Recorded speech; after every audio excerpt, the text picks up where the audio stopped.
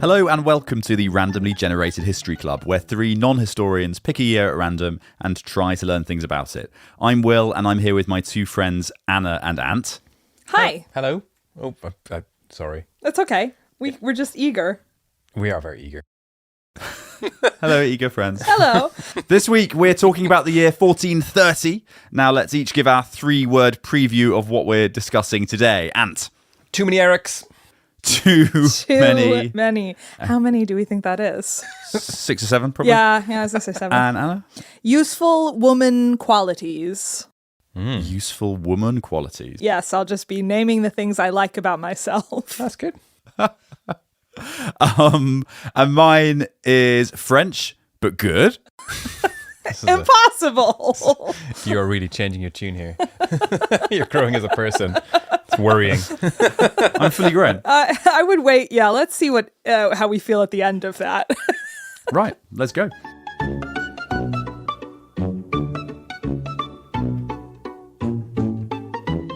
Okay, so this week I'm going to talk about Philip of Valois-Burgundy. Philip was born on the 31st of July, 1396 in Dijon, in France. And he was the fourth child, but first son, which matters to the history books, Yes. of the Duke of Burgundy, who was also called John the Fearless. This is his dad. Great name. And his great-grandfather was John II, King of France. Had a bit of fear. So, come again? He had a bit of fear. That was exactly right. Yeah. Yes, John II, John the Trepidatious. John the somewhat trepidatious of France, and so he was a French nobleman. And I have a lot of time for this particular type of French nobleman because though he wasn't really French. First of all, he was like Burgundian. Okay, yeah. And so at this Is that how time, you say it? Burgundian? but yeah, so he's from Burgundy. Yeah. Burgundian. Yeah. That sounds silly. Well, yeah. It's not really something people say very much these days. It's just like a nice rich cab. Right. Exactly. I know wine. Exactly right. And so at this time, he was pretty competitive with like the wider French kingdom. And later in his life, he made an alliance with the English against the French. So Will hasn't changed. No. His The tune is it's the same tune. It's the same old tune. It's just smash and mouth it's on God repeat. Save the King. And I'm just a huge fan of people who try to bring the French and British together. Under British rule. Yeah. Especially if they're trying to be brought together in an alliance against other French people. Yeah. Yeah, makes sense. And his exciting bit of his life really kicked off in 1419 when Philip became Duke of Burgundy, when his dad was assassinated. Oh, should have been a little more fearful. Sounds like. Should we put the top up on this motorcade, Mr. President? Seems It's like, no. Seems like there was one thing John should have feared. John the In-Retrospect-Not-Quite-Fearful-Enough. Yeah. And and it turns out that being assassinated as a duke was just something that happened quite regularly in those days. And Philip had been in a spot of bother with Charles, who was the Dauphin of France, or the heir apparent cheesy of potato of France. So this confused me for a while. So it turns out he's not a potato, and he's nor is he a dolphin. Like Charles is not the name of like some princely dolphin. So I could get a bit confused for a few hours on this. But we would watch a show called Charles the Princely Dolphin. Yes. Absolutely, we will make this. Yeah. Maybe we can use with some AI image creation. I'll be right on that. So make that for us. Okay, so this non-dolphin guy was his brother-in-law, by the way. So it's basically his extended family member was plotting to kill his father. So unsurprisingly, he didn't really like that. Yeah. Yeah. And he didn't like that had happened. So naturally, he had to make them all pay. And so in response... You could have just skipped the family reunion and gotten over it. It's more like John the Wick. No, this is Philip the Wick. Philip the Wick. And so in response, he continued to fight the Armagnac-Burgundian Civil War, which I think was basically a kind of drunken brawl. Cognac v wine. And that brawl, and it's a brawl that became so big it kind of became entangled in the 100 Years War. So it's very, quite a large one. And then in 1420, Philip then allied himself with Henry V of England, Okay. of Agincourt fame, under the Treaty of Troyes.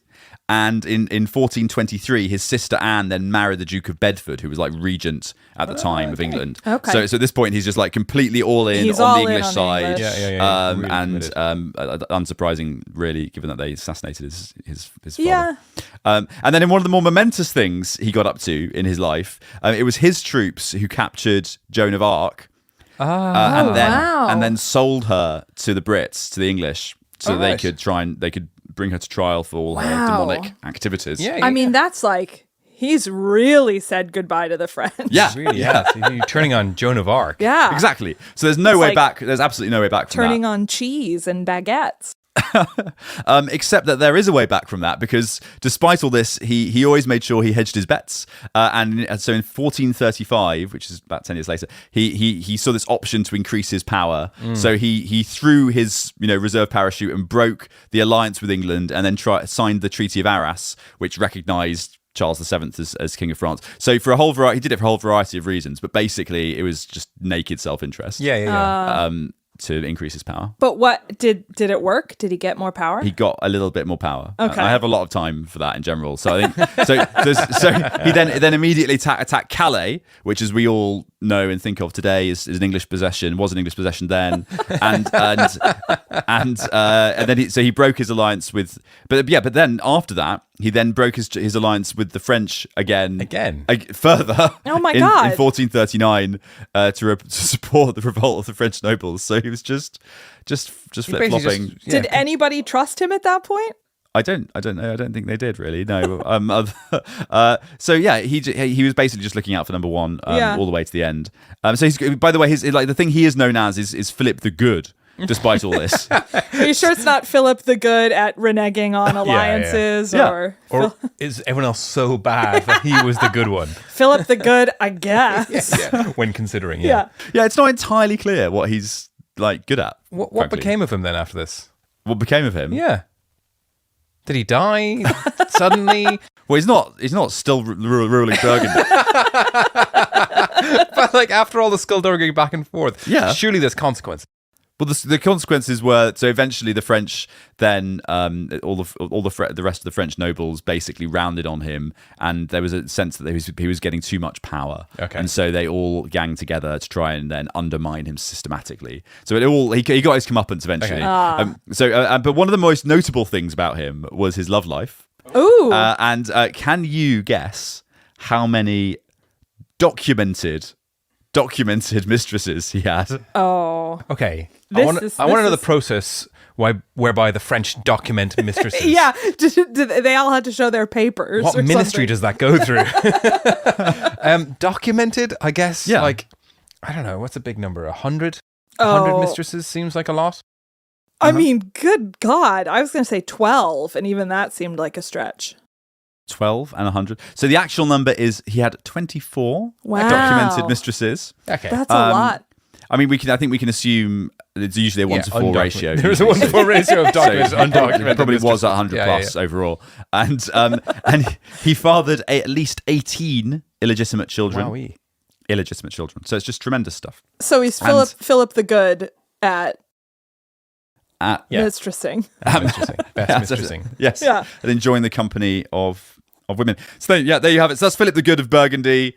Just a French dude who double crossed a bunch of people, really. What does that stamp look like in your passport? Oh, I guess it's a tramp stamp. Yeah. I guess that's what it is. Yeah. Oh God. Well done, Philip, I guess. The customs officials at Heathrow frown at you if you ask them to stamp it there, though. But he did catch us Joan of Arc, so got to be appreciative. Oh God.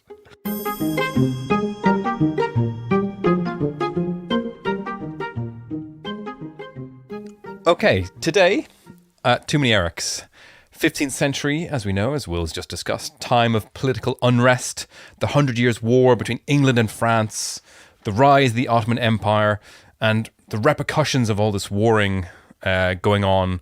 There's new formed alliances or newly broken political alliances, economic and trade disruption, and also the spread of plague.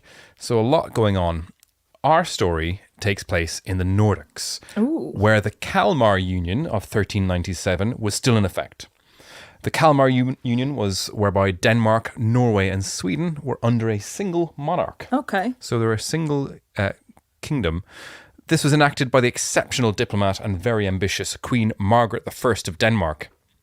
She came to power when the Swedes rebelled against their unpopular king, and the people turned to her for assistance, and so she came in and they appointed her queen. She gave them all the herring they could stand. There's so much herring. All the herring and rye bread they could eat. I do like that's a good combo.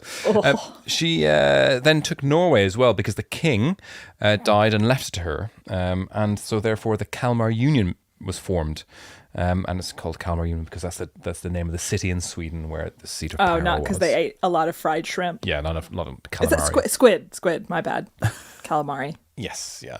So all this forms but the backdrop to the swashbuckling tales that we're about to be unleashed upon you now. Enter one Eric of Pomerania. Ooh. So called because he was from Pomerania. He was the son of the Duke of Pomerania, which is located on the south coast of the Baltic Sea. It spans Germany and Poland today. But he was born in 1382. And Eric of Pomerania happened to be the grandnephew of Queen Margaret I. And in 1396, when Eric was just 14, she chose him to be his heir. And there was a few reasons for this. Eric was of high stock. He was from the House of Griffins, which is a house of nobility. Oh. He, and obviously blood relative to hers, but he also had family connections to both Denmark and Sweden, and he had connections through his father to the Holy Roman Empire. So nothing to do with like aptitude, cunning, intellect. I mean, no. When have we learned of a ruler being chosen for his aptitude? But like he had a lot of like, the sprawling tendrils of sort of connected power. He sounds great to me. Yeah. So just his family connections prop up a shaky alliance of these three countries. He ascended to the throne in 1397 under the stewardship of Margaret I, who, she was like the regent effectively, under the titles of King Eric III of Norway, King Eric VII of Denmark, and King Eric XIII of Sweden. Wow. Right. So there's at least 13 Erics plus 7, that's 20, plus 3, 23 Erics. That's a lot. And then this guy. He was at least the 23rd Eric. Oh, I see. Yeah. Across all three places. I mean, it's a strong name, but there are other ones. There are other ones. Too many. Not all was plain sailing for Eric of Pomerania, though. His people became extremely unhappy with the high taxes, and so too were another powerful body. Cue the booze and dramatic music. Boo! Dramatic music! The Hanseatic League. Ooh. Boo. So do you guys know who these are? Yeah. Aren't they a loose coalition of merchants from the Baltic Sea? Yeah, pretty much. The Hanseatic League, also known as the Hansa, powerful trade and economic alliance that emerged in Northern Europe during the late 12th century, and they actually lasted until the 17th century, is initially established as a group of merchant guilds and trading towns to protect and promote, mutual interests. Did they invade Naboo? These are exactly the people that invaded Naboo from the Phantom Menace Yes. movie. Yeah. Yes, absolutely. This is exactly who it was. Yeah. So are we talking about Jar Jar? No, Jar Jar's from Naboo. Jar Jar's from Naboo. Yeah, he's Gungan. Pomeranian. Okay, I'm sorry. Which is in Pomerania. Which is in Pomerania. Right. Anyway, so these folks were extremely powerful and extremely rich at this stage. For example, they founded Hamburg and Lubeck. They had droid army. They had a massive droid army and a large flotilla of ships. They had the Senate in their pocket, that's for sure. They bought them all off. Yeah. Palpatine just pulling the strings in the background. But they also had a large flotilla of ships for trade, as you'd need from the Baltics. To be a merchant. And they also had not just that, but for also Move protection. Move the merch. They had a lot of t-shirts and hats and cups. They had Danny on the merch table out front. But they also had like massive naval flotilla for like protection. So like, actual like, armed, ships. Hell's Angels protecting the merch. They also actually formed the basis of even modern day European trade law. Antecedent, it's progressed a little bit. Oh, please get into the nuances of trade law. Please. Just picture like a lot of fat cats, a lot of cigars, and like, boats full of like wheat or whatever was traded. I don't know. All right, got I it. don't know. What was traded in the Baltics? Like Wheat. Wheat, I guess. You got it. So And anyway, No further detail needed. If anything, that was too little detail in the end. too much detail on not the right thing. so all this wheat everywhere. The Hanseatic League, they're extremely influential and had the monarch scared. It was part of this reason that King Eric married Philippa of England, a strategic alliance because Philippa was the daughter of King Henry IV of England. And they were hoping to strike up a powerful alliance to make a counterbalance to the trade juggernaut of the Hanseatic League. Didn't really work out very well because the Hanseatic League were able to apply a lot of pressure to Eric, financially and also through open arms and conflict where they were actually actively fighting. And wheat doesn't grow very well in England. The people turned on Eric, this really unpopular warfare and the high taxes. Sweden withdrew from the Kalmar Union and he was subsequently deposed in 1439. Oh, no. So Eric was incensed and refused to recognise the deposition, but he was forced to leave Denmark and do the only thing anyone would do in that situation, which is... Go on crusade? Go on crusade. Yeah, I'm going to say crusade as well. He became a pirate. Oh, that's way better. Yep, he became a pirate and took on the moniker the Pirate King. Wow. Which is pretty cool. And he fled to his homeland of Pomerania, which was still controlled by his family. And so as a pirate, Eric started attacking the same Hanseatic League fleet that had been a thorn in his side during his reign, and he targeted the merchant vessels and just generally disruptive, taking ships, and wheat price shot up, I'm assuming. Yeah. We're not sure about his ships that he commanded, but we are pretty confident that he had likely had a fleet of ships, not just like one pirate ship, but he had a fleet of them, and he was probably controlling them not just at sea swashbuckling, which no doubtly he did, but also from land in Pomerania where he's able to sort of shout really loudly and strategize and stuff like that. Why do people swash buckles?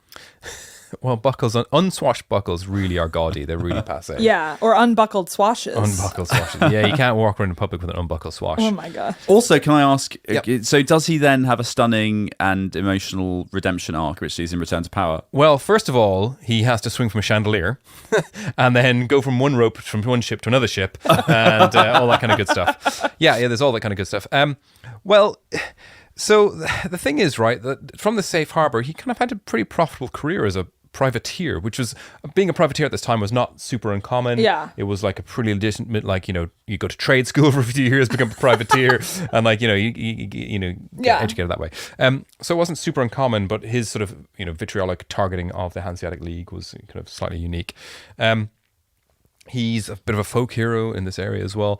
But he eventually sort of retires from this. And what we do know is that he retired and he inherited the Duchy of Pomerania and was the Duke of Pomerania. God, it'd be nice to be like, yeah, I'm a pirate for a while, knowing Yeah, that you have yeah. a duchy to fall back Yeah, on. exactly.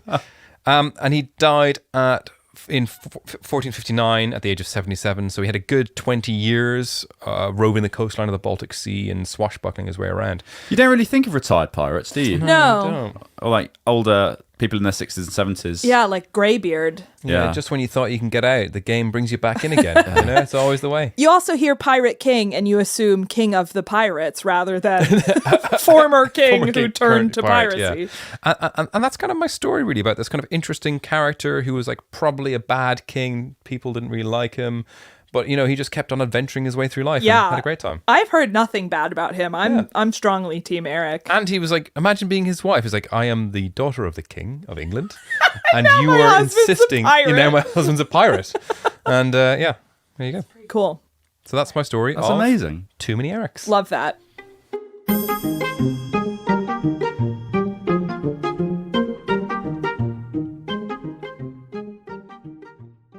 I am talking about a woman again this week, which makes it 2 in a row. Sorry. That's good. No, I know. Obviously, it's good. No, it's fine. It's fine. It's not Yeah, I like we're not. managed to dredge up another one. Yeah. There has been at least 2 women in history. Yeah, and this is the second. Mary Magdalene and this person. Christine de Pizan. Cool. Her name is Christine de Pizan, and she is considered by many to be one of the earliest feminist writers in history. Okay. So, of course, take the word feminist with an enormous grain of salt because it is the 13 and 1400s, and feminist doesn't exist as a concept. But she's still really interesting. So she was born in 1364 in Venice, but as a child, her family moved to France because her father became the astrologer to King Charles V. And so she considered herself French from there on out. When she was 15, she married a guy named Etienne du Castel, who was the royal secretary. And it seems that they had a pretty happy marriage. They had 3 kids, one of whom became a nun, which we all know is the greatest achievement a woman can attain in her life. Unfortunately, Etienne dies of the plague in 1389, which is a year after Christine's father had died. So all of a sudden, she finds herself needing to support her own children and her mother in a world that isn't super accustomed to employing women. I have a quick question. Yep. Is there still a post for the royal astrologer? Does King Charles have one? I'm pretty sure. Macron definitely has one. I would like to apply, for sure. It's Martin Rees, isn't he? Professor Martin Rees is the Astrologer Royal. I think he is, yeah. So she spends her years tied up in legal proceedings trying to get her husband's last paycheck and the bonus that was owed him, which I just think is so funny because it's so normal, right? Like, I just need his paycheck. But the bureaucracy is really working against her. She gets bogged down in all this legalese. And because she's so frustrated by the whole process, she does what anyone would do, which is start writing poetry. Nice. I was going to go pirate. Yeah. Highly profitable enterprise.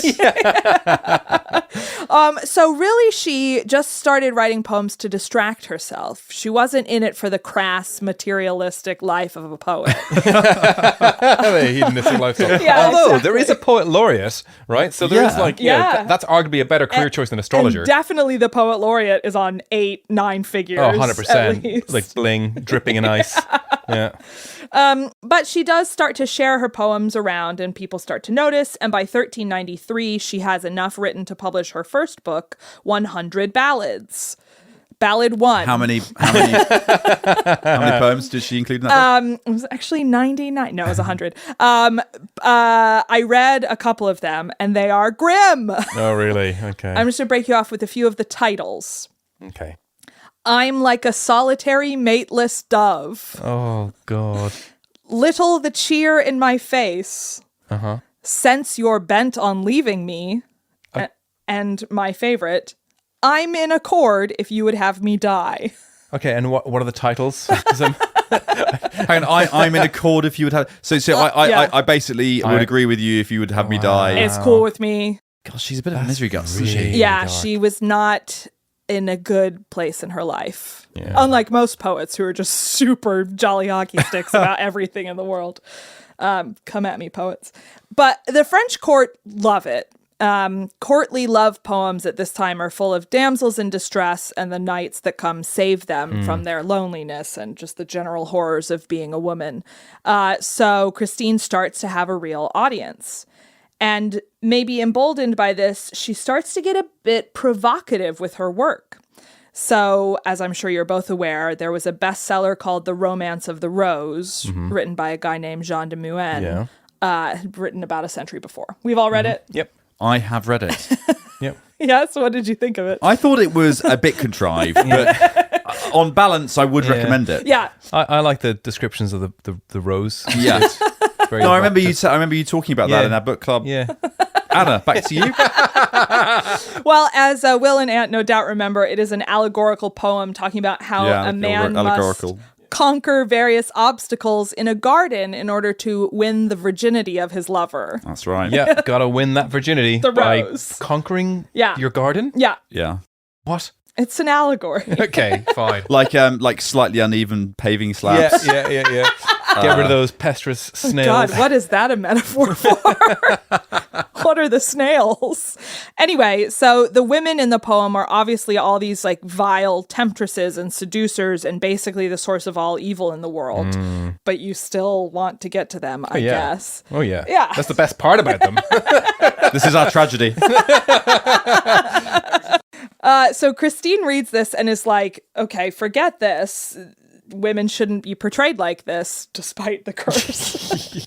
She writes a response called Tale of the Rose that basically calls out all this misogyny. And then she gets into these heated written arguments with various court officials about it, then publishes all the letters they'd written to each other, where she basically like negs herself and her writing ability as a way to show what they were doing. It's very sophisticated. That's pretty cool. Yeah. That's really cool. It is cool. So, I mean, this is like late 14th century and she's bold enough to... Yeah, I can imagine like the social pressure and all kinds of stuff. And yeah, they should have just given her that check in the bonus, I think. I know. That would have been saving them a lot of pain. So she gets a lot of... So hang on, who's that? You're suggesting men should have given... The bureaucracy. What, do you think it was full of women? Yeah, exactly. At that time? Yeah. Fine. I'm not like against her. I'm just saying there isn't like... Why do you hate women? You're such a classic pro-rosist. You are. Oh my God. I'm sorry. Sorry, Anna, you were speaking? Are you done, Will? Yes, I'm done. Okay. All right, I'll go again. This is all going to be edited out. No, I love We're it. in so much trouble. So she, so much like Ant, she finds fans who support her and not just enemies like Will, who thinks she should be quiet and get back in the kitchen. But one of her big fans is Queen Isabeau, who, if you remember, I talked about Charles VI a few weeks ago. So he's the French king who probably had schizophrenia.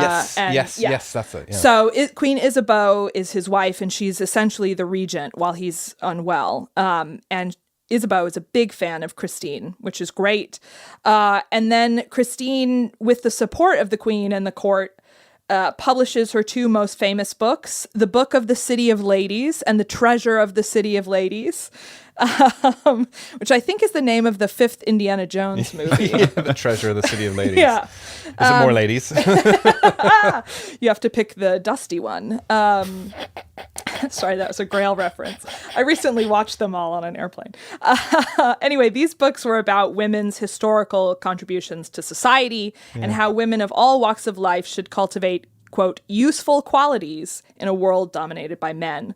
And she describes a utopian paradise where women could live free from oppression and discrimination. And through the characters in the books, she argues that stereotypes of women can be sustained only if women are prevented from entering the conversation. That's really I know. Progressive. Yeah, I really love cool. all of that. And did she detail what these qualities are? Or? Well, yeah, because this is like around the 1400s, it's like, you know, being a chaste and godly wife. Right, so wait. So on one hand, she's like, yeah, you can be anything you want. You can do what you dream. A society full of women in the conversation, but you should be a chaste wife. Yeah. Okay. Yeah. But you don't have to settle for being middlingly chaste. You know, you can be Yeah, as chaste as you want to be. You can be super chaste. Yeah. And there are other things, but like it is all, that's why it's really hard to call her a feminist, because in the context of the time, the fact that she had opinions at all was remarkable, but her opinions were quite antiquated to what we would say now. I guess what you'd expect. I mean, she's taken massive strides forward there in many ways. Yeah. And it's not just like, you know, be subservient, but it's like be godly and support your husband and all that sort of stuff. So, you know, we'll give her a pass. She also goes into, she doesn't only write about lady things. She is commissioned to write a book on the art of war. That talks about just war and the reasons for waging war and how you can prevent it. Sorry, just war, as in justified war? Yeah, It's just war just theory. War. Yeah. Just war. I'm talking about only war. No, just war, like just war theory. And is there such a thing as a just war, and what does chivalry mean, and all that sort of stuff. That's really interesting. She also wrote the Book of Peace, where she talks about good government and what a government owes to its people. So she's really kind of branching out. She's a scholar. She's, you know, not just doing lady stuff. Queen Isabeau appoints her as an official court writer and diplomat, And queens and princesses throughout Europe start to read her work, especially those who are involved in regencies, because she has all these ideas about government and how you can be there for your people. Unfortunately, in 1415, the French are soundly defeated at the Battle of Agincourt. And comment? They were absolutely hammered. Yeah. And apparently Christine is so saddened by this event that she gives up her position in court and spends the last years of her life in a convent. Good. All right, so she does finally progress to the ultimate station of nunhood. She reaches womanhood by joining a convent. But while in the convent, she is very inspired by Joan of Arc. In 1429, Christine writes her final work, which is called The Tale of Joan of Arc, making it the first and only piece about Joan of Arc written during Joan's lifetime. Okay, so wow, okay. Because Joan of Arc was captured and then executed in 1431. The good news is that Christine doesn't live to see that happen, because Christine dies in 1430. So when she dies, Joan of Arc is still out there doing good for all womankind. Sorry, all except for English womankind. Oh, with yeah. who she was at war, to be clear. French womankind, yeah. Yeah. Sorry. Yeah. Christine de Pizan really cares about women, but not the English. Yeah. Yeah. Makes sense. So she goes kind of undiscussed and undiscovered for several centuries, but then is resurrected by later scholars for being the first professional woman of letters in Europe and for all these early sort of proto-feminist themes in her writing. So that is Christine de Pizan.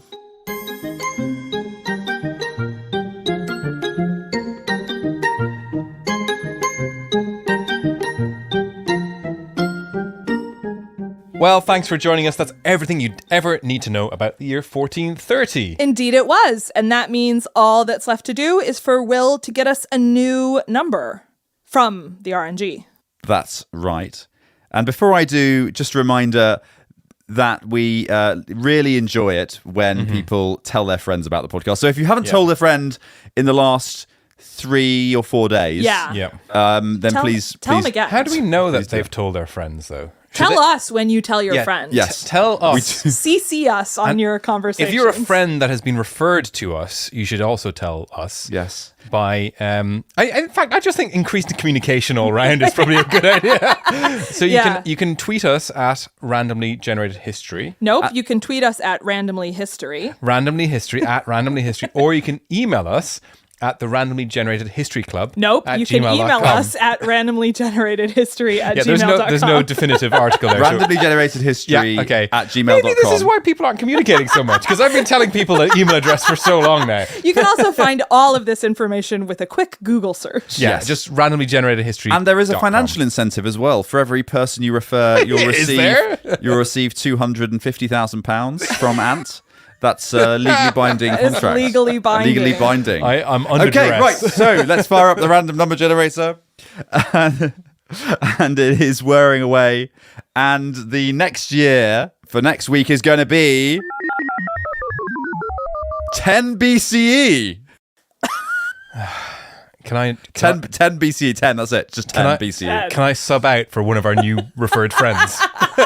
Well, if you pay them $250,000, you can do whatever you want. I will pay you £250,000 to research and talk about the year 10 BC. Let's set ourselves a challenge that we can't use the word Roman. That's impossible. Nothing else happened around that time. Nothing. I mean, probably. No, yeah, that's good. That's good Rome, though. That's exciting Rome. We're getting close to Christy Rome and Christy Rome. Yeah, Christy Rome. Christy Rome. What happened? Why? Okay. Yep. I mean, spoiler alert, a lot goes down with that guy. Really? Yeah. I've not heard of him. Okay, I'll send you a pamphlet. Great, well, we'll see you next week. For 10 For BC. 10 BCE. And get referring to earn your sweet 250k. Adieu. I'm going to be so poor.